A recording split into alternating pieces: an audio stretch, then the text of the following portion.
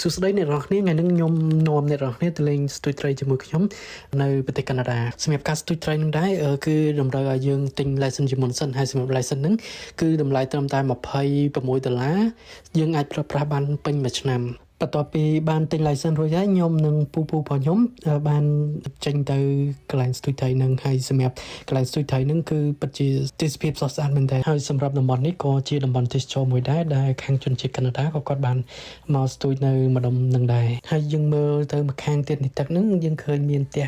ប្រជាជនរបស់គេដែលរស់នៅក្នុងតំបន់នឹងហើយសម្រាប់ត្រីនៅតំបន់ហ្នឹងគឺវាស៊ីទៅលើនំប៉័ងអញ្ចឹងខ្ញុំក៏ទិញនំប៉័ងដើម្បីធ្វើជានុយហើយសម្រាប់ត្រីតំបន់នឹងដែរគឺវាសម្បូរទៅដោយត្រីមួយប្រភេទដែលដូចទៅនឹងត្រីដែងហើយវាមានធ្មង់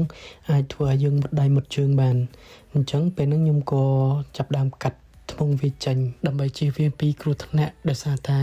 ធ្មង់របស់វា